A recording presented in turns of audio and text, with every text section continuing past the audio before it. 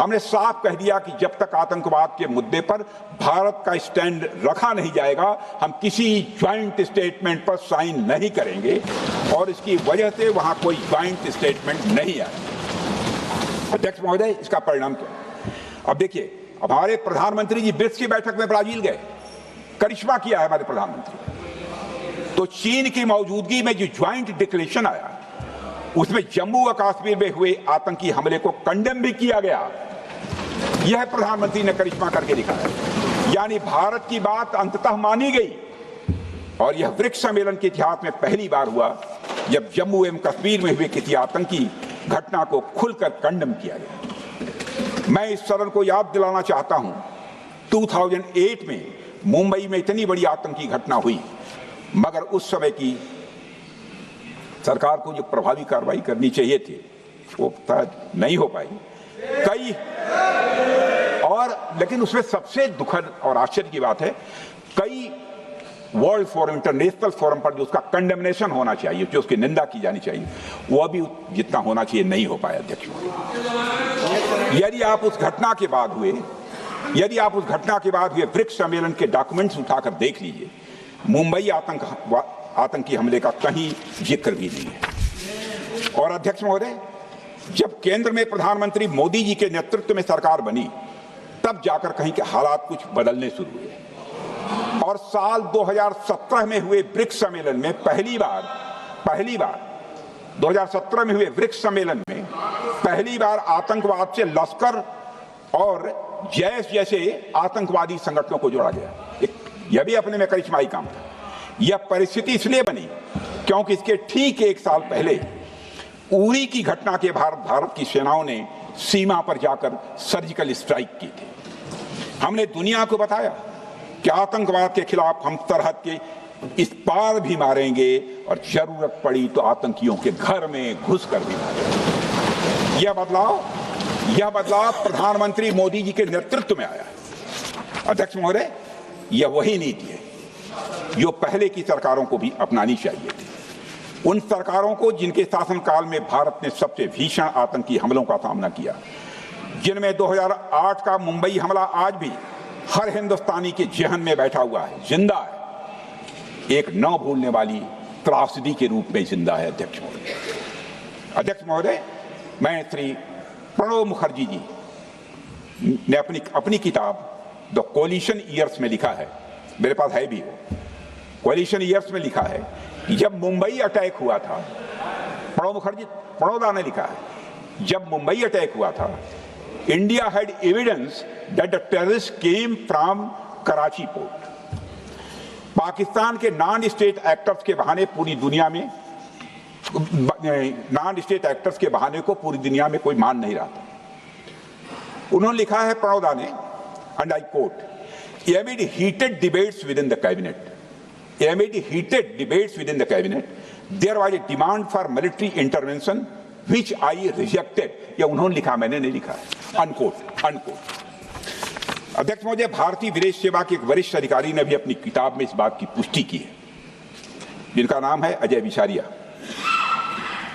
और वो शायद फॉरेन सेक्रेटरी थे, कि मुंबई हमले के तुरंत बाद एक उच्च स्तरीय बैठक हुई थी जिसमें तत्कालीन विदेश मंत्री प्रणोदा ने पूछा, व्हाट शुड बी डन। तो विदेश सचिव शिवशंकर मेनन जी ने सुझाव दिया कि भारत मोरदके में लश्कर-ए-तोयबा के मुख्यालय पर क्रूज मिसाइल से हमला कर सकता है। यह सुनकर प्रणोदा ने चश्मा उतारकर साफ किया और सभी अधिकारियों को धन्यवाद देकर बैठक समाप्त कर दी।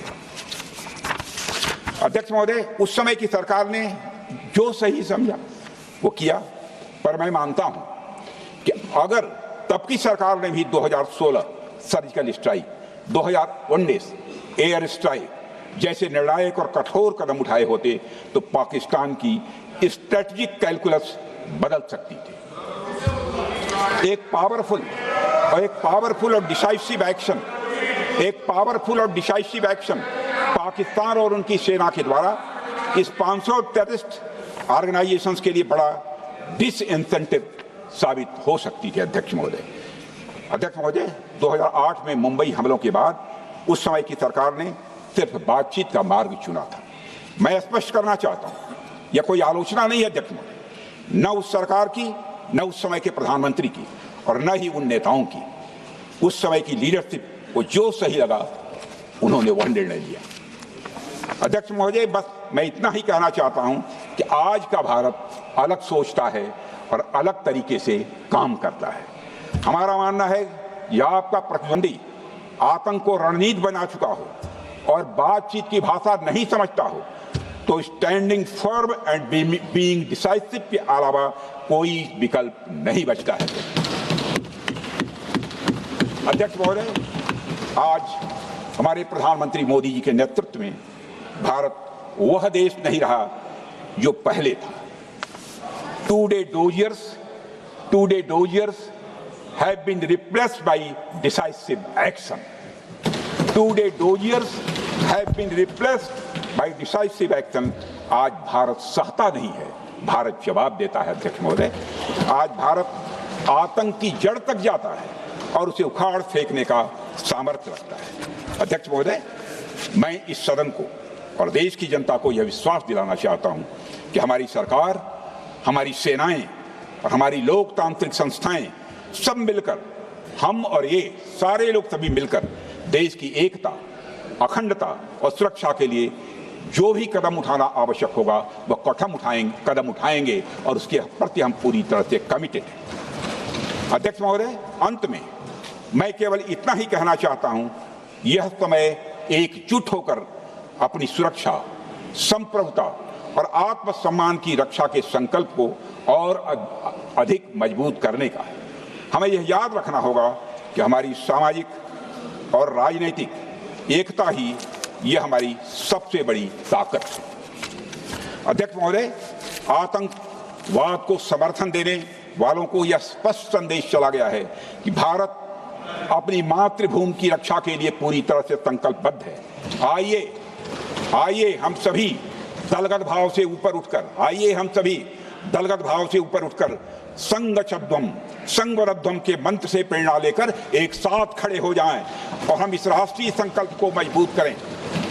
यही हम सबका राष्ट्रीय दायित्व है। और इन्हीं शब्दों के साथ अध्यक्ष महोदय, आपने मुझे विचार रखने का अवसर दिया, आपके प्रति आभार व्यक्त करते हुए और अपने सभी सम्मानित सदस्यों के प्रति धन्यवाद व्यक्त करते हुए अपना निवेदन समाप्त करता हूँ। सबने शांतिपूर्वक श्री गौरव गोगोई।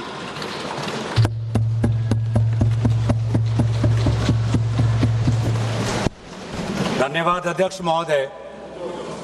आज हम इस विशेष चर्चा में भाग लेने के लिए खड़े हुए हैं और ये चर्चा इसलिए हो रही है क्योंकि